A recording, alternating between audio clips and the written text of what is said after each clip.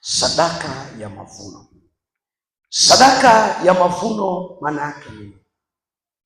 Sadaka ya mavuno ni sadaka ya kushukuru, ni sadaka ya shukrani kwa Mungu inayotolewa kwa Mungu kwa kutambua ya kuwa Mungu ndiye aliyekubariki. Waraka ule wa Paulo mtume kwa Kolosai sura ya 3 mstari wa 23. Neno la Mungu inasema, waraka wa Paulo mtume kwa Kolosai sura ya 3 mstari ule wa 23. Neno la Mungu inasema, lolote mfanyalo lifanyeni kwa moyo kama kwa Bwana wala si kwa mwanadamu. Lolote mfanyalo lifanyeni kwa moyo kama kwa Bwana wala si kwa mwanadamu.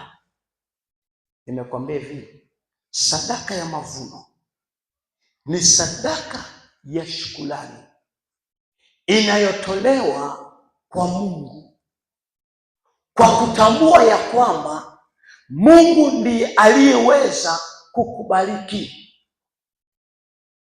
Sadaka ya mavuno unapotoa haumpi mwanadamu. Amesema hapa, lolote mfanyalo lifanyeni kwa moyo kama kwa Bwana wala si kwa mwanadamu. Unapotoa mavuno unampa Bwana, haumpi mwanadamu. Kwa hiyo unapotoa mavuno ni ishara ya shukrani kwako kwa Mungu wako, kwa kutambua ya kwamba kile ulicho nacho, kile ulichobeba ni yeye aliyekupa, na ndiyo maana unamshukuru. Kutokutoa mavuno ni ishara au ni indicator inayoonyesha kwamba haujabarikiwa au hauna cha kufanya. Huwezi kutoa kitu ambacho hauna. Bwana Yesu asifiwe. Bwana Yesu asifiwe. Bwana asifiwe sana. Maana ili utoe ni lazima kwanza uwe nacho, na hakuna mtu yuko hapa hana kitu. Kila mtu ana kitu, hata kama haujalima, hata kama haufanyi biashara, nguvu unazo. Kwa hiyo ukasema kwamba sasa mtumishi, mnasema mavuno sio nini, mimi sina kazi ya kufanya, nipo tu nyumbani nimekaa. Nguvu hauna. Wote nafyatua matofali hapo.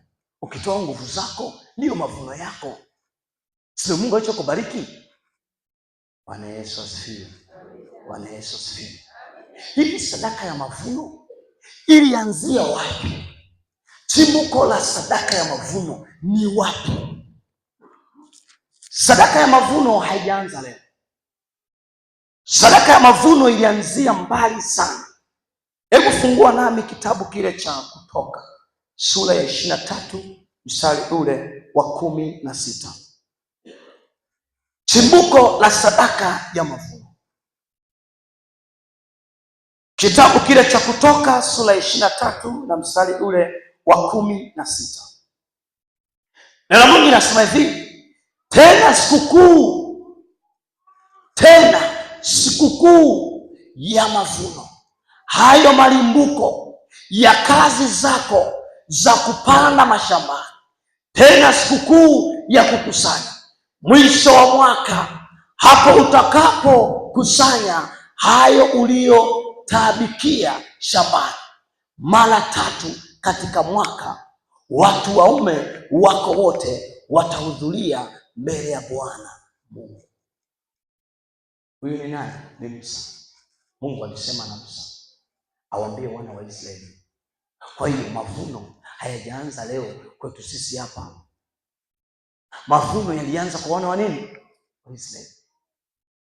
Wakaambiwa itakuwa mtakapovuna baada ya kujitabisha katika dhiki na katika mateso mbalimbali katika kilimo chenu,